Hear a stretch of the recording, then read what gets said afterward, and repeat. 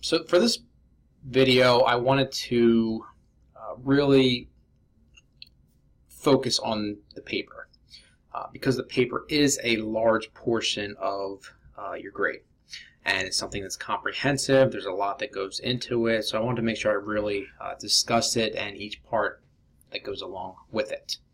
So to do this, I put together a research paper guidelines, and if you go into the paper guideline, or if you go into the paper details and guidance, you'll see this document.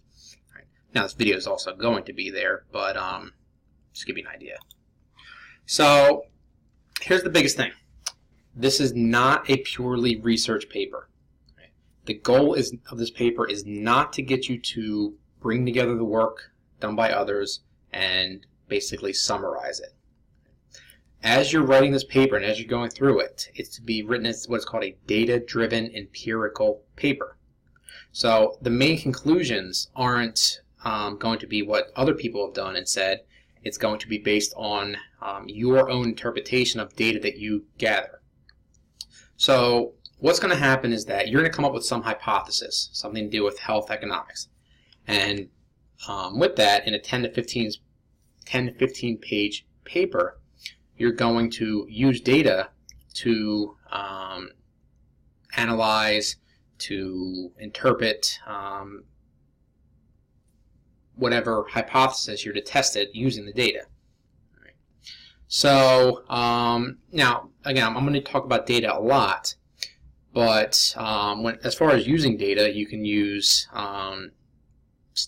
statistical packages like Stata, SPSS, eViews, or Excel, okay? But you don't need to get too in-depth with it. You can just use graphs or statistics, tables, so forth.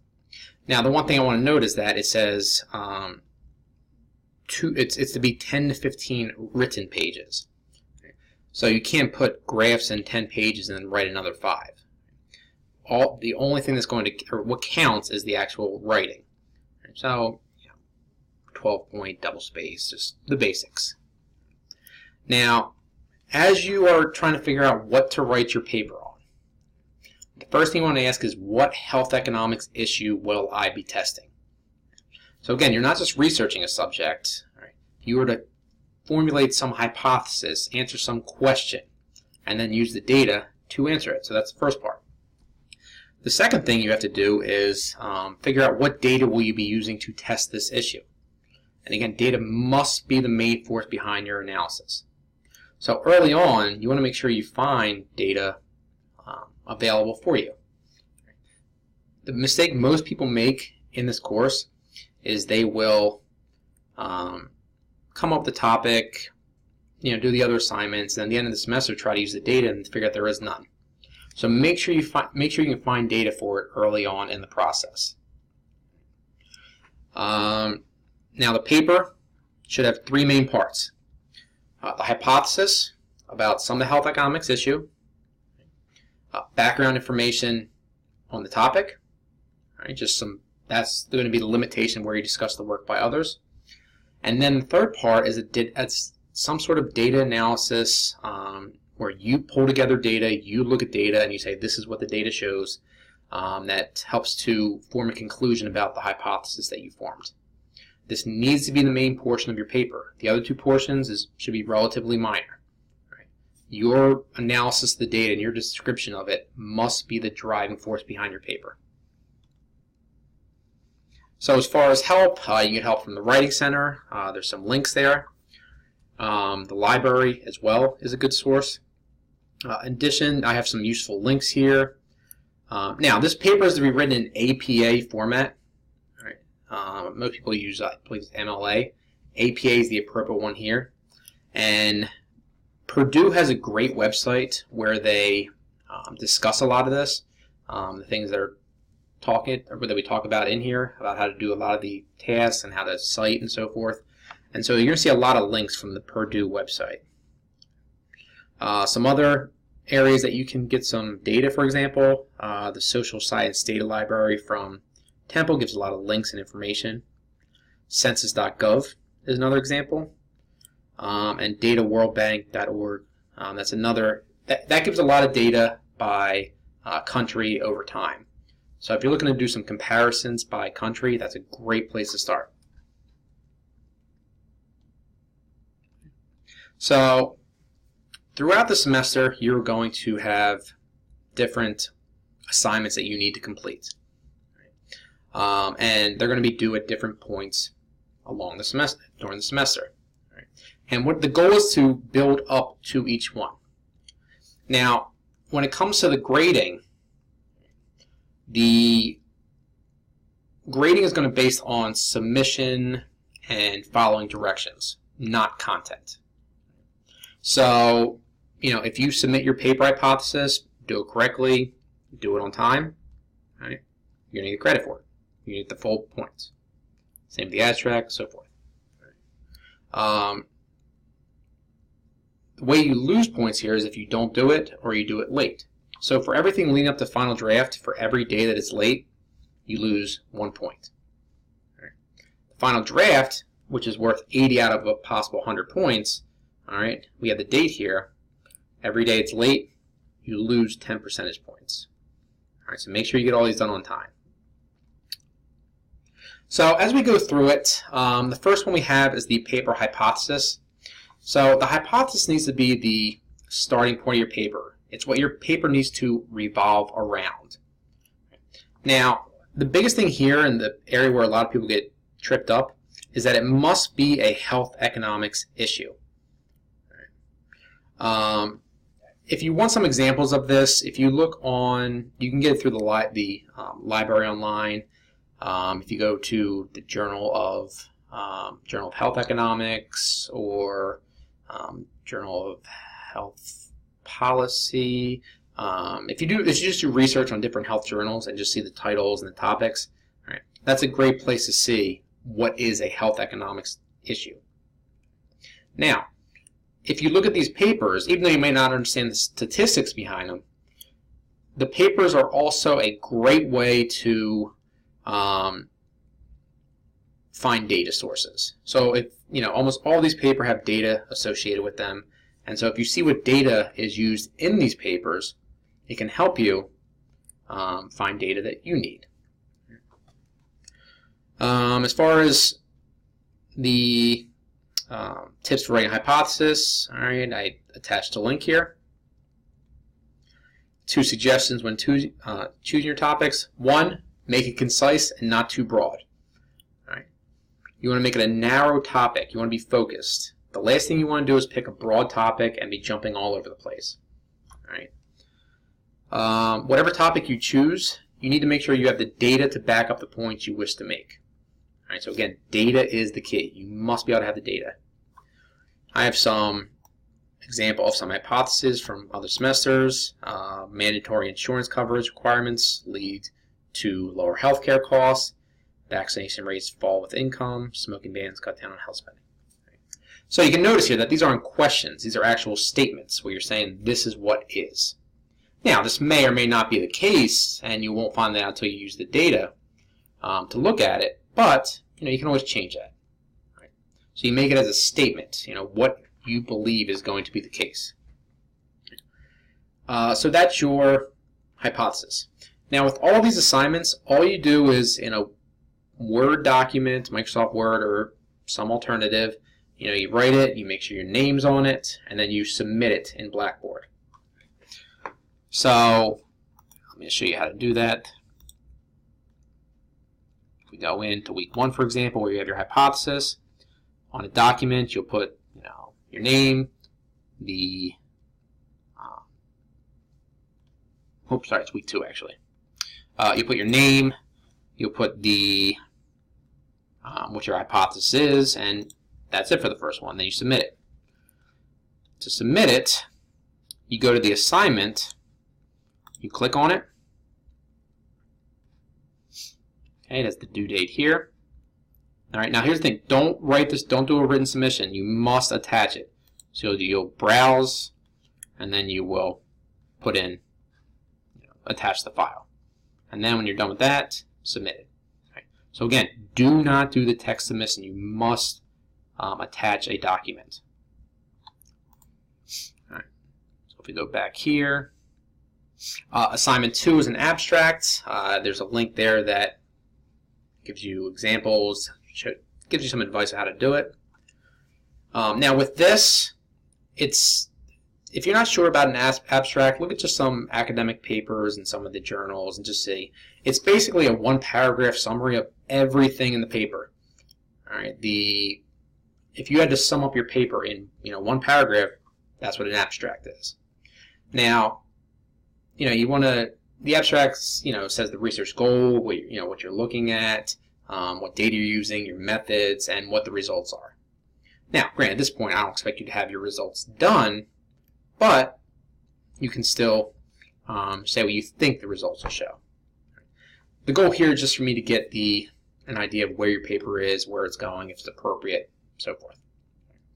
Now, with all these, if at any time you want to switch your topic, that's fine. You don't have to let me know. You don't have to resubmit. You're not tied to that topic. It's better if you find a topic you can use. That way, as I give you feedback, you can make the appropriate adjustments. The next one we have is the actual data description. So again, this is you need data. Data must be the main part of your paper. And here, in the data description, right, you need to have a good idea of what that data is going to be. So in this exercise, in a paragraph or a page, you describe your data. What is the data? What does it show? Where is it from? And 2, how will you use it? Now, in regards to how to use it, here are some different ways to approach it. You can either look at data over time. Right. So, for example, if you're looking at inflation, a lot of times you'll see the one axis with the year, and then you'll have the price level, and you'll see, over time it goes up. Okay. So that's an example of looking at data over time.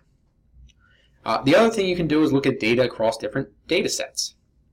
So you compare, if you look in the book, it has an example there of comparing different types of insurance plans. Or you can see how different data relate to each other. All right. You can do regressions or just plotting them on 2 graphs. And there's an example from the book as well. Okay. So this is important here. So this is something I'm really interested to see. You really want to have your data pulled at this point. Now you don't have to analyze it, but you want to make sure you have it here. Right. So I don't need too much, just a basic of what the data is, how you're going to use it, so forth. Now, theoretical background. The paper has to be reinforced by theory. So any hypothesis you make is going to be based off some theory. You think this is going to happen because, and it has to do with the theory. So all you need to do is in 1 to 2 pages, 1 to 2 paragraphs, just describe what health economics theory you're basing your paper on and how you're going to be relating this topic, or that theory, to your topic. Now, as you do this, a good question you want to ask yourself, and I have it here, is what part of your book that we look at does your paper relate to? You want to be able to directly link your topic to a chapter in the book, something we're going over at some point. Next, we have an outline. Here's a example of research outline. Let's see. So this just kind of shows you how to write an outline. It's pretty good. Template. Not template. I want you to kind of make sure it goes towards yours. Now, you don't have to go into too much detail. But if we go back here, eventually, here we go. So, it doesn't have to be too in-depth, but I want to see kind of what you are thinking about going, which way. And so here's an example of one. Now, here's the biggest thing. You can see that the data and methods portion here is the large portion of the paper, or the outline, and that must be the case with the paper. It absolutely must be the case. You have to have the data be the main portion. Now this other stuff, the information, background information, whatever it is, that's it's going to be relatively minor, but it'll give you an idea. Now, the one thing I don't want you to do is I do not want you to just copy this and then put in your own. Right? I want you to think about how you want your paper to go. Okay? Annotated bibliography is the next part.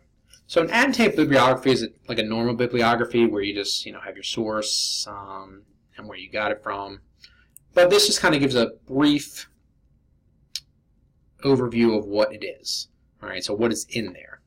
So the annotated bibliography, you say what source you plan to use, and just a brief description about why you're using it or what it shows. I left an example here. You only have to do 2 or 3 of these. You don't have to do one for every one. Right? The thing that I want to see here is that you are using some reputable sources. So I'd like to see at least 1 or 2 sources from some sort of a academic journal. Okay?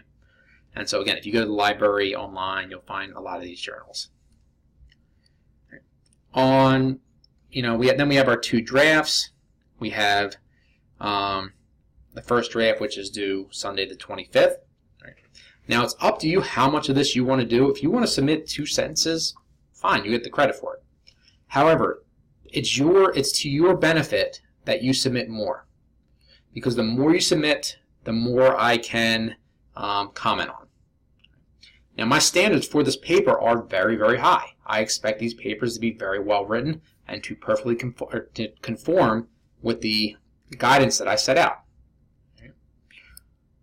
Because of that, the more you do, the more I can give you feedback on, the better grade you're going to get. And with that first draft, if you give me a good first draft and I can make the comments on, if you can adjust them, I'm basically telling you how to get a very good grade on it. So it's really important that you do that. All right. But again, it's up to you. And then the final draft is due on the 15th. The last thing we have here is just some examples of publications by undergrads. Now you might want to look at this journal here, the Undergraduate Economic Review. That's a publication by undergraduate students like yourself, and so it can really be a good way to kind of get an idea of how these papers are written. So more than anything, use this video, use this document, and keep referring back to it as you get to the different assignments. And more than anything, make sure that as I leave feedback to your assignments, all right, you read that feedback, because I'm assuming that you have, and so if I tell you to do something and you don't do it, all right, it's just going to be wrong. I'm telling you basically that you have to fix something, or you may not be correct with something, and so it's expected that you will fix that. And the other thing is make sure you keep up with the assignments, right? Because the more you do, the more feedback you get, the better you'll do. Okay. So if you have any questions at any point, just let me know. Shoot me an email. And if not, I look forward to reading what you guys have.